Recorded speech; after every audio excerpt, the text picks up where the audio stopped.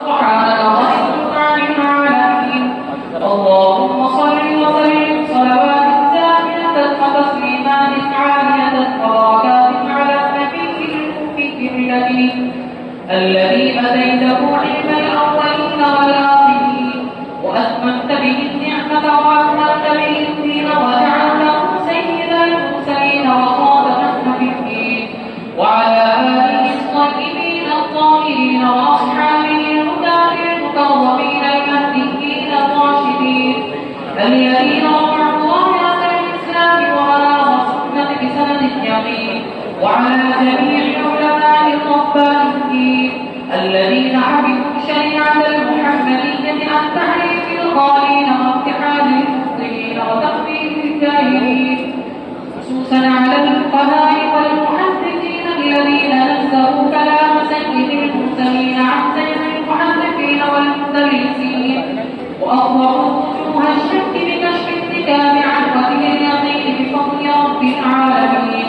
أما بعد فإن أصدق الحديث كتاب الله وأحسن الهدي هدي محمد صلى الله عليه وسلم وخير الأمور عوالمها وشر الأمور محدثاتها وكل محدثة بدعة وكل بدعة ضلالة وكل ضلالة في النار.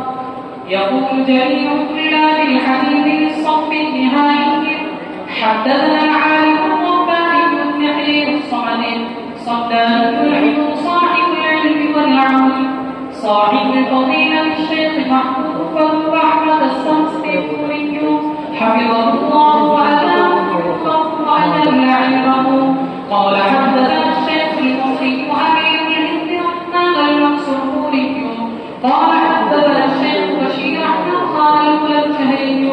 قال حدثنا الشيخ العلامة أحمد شاه الكشميري ومحمود الحسن الدوبندي وقال حدثنا الشيخ فلان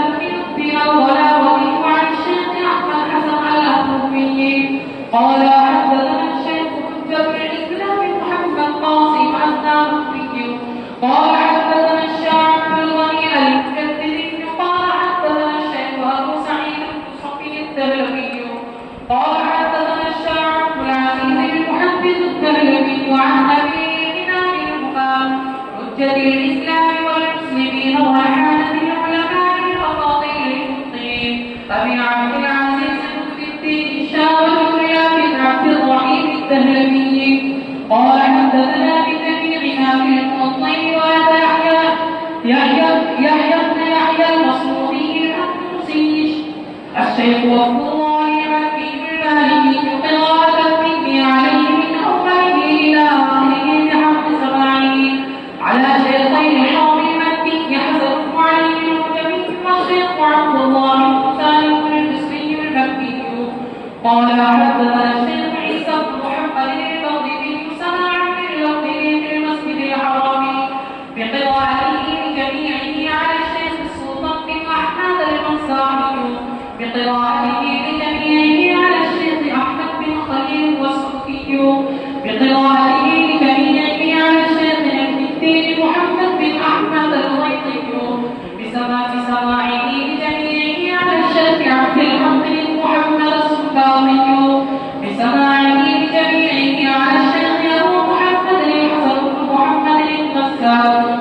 بسماعه على أبي عبد الله محمد بن جابر الوادي الشكل عن أبي عبد الله محمد القرطبي سماعا عن محمد بن عبد الرحمن الخطبي القرطبي سماعا عن أبي عبد الله محمد بن فضل سماعا عن أبي الوالد يوسف بن عبد الله سماعا عن أبي عيسى يحيى بن عبد الله سماعا قال حدثنا عن والدي عبيد الله بن يحيى سماعا قال حدثنا والدي يحيى بن يحيى الذي المسعودي سماعا عن مؤلف كتاب رجال الهجرة عن مالك بن انس الاصبحي رحمه الله الا ابواب ثلاثه من حاضر الاختلاف عن زياد بن عبد الرحمن عن مالك بن انس الاصبحي رحمه الله تعالى. اللهم انفعنا وارفعنا بعلومه وعلومكم اجمعين آمين يا رب العالمين. قال ما يتقى من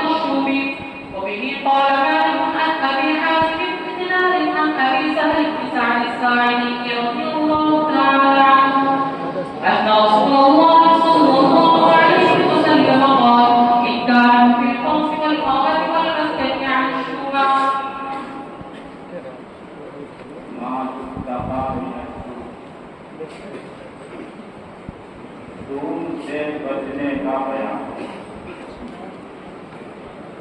दूसरा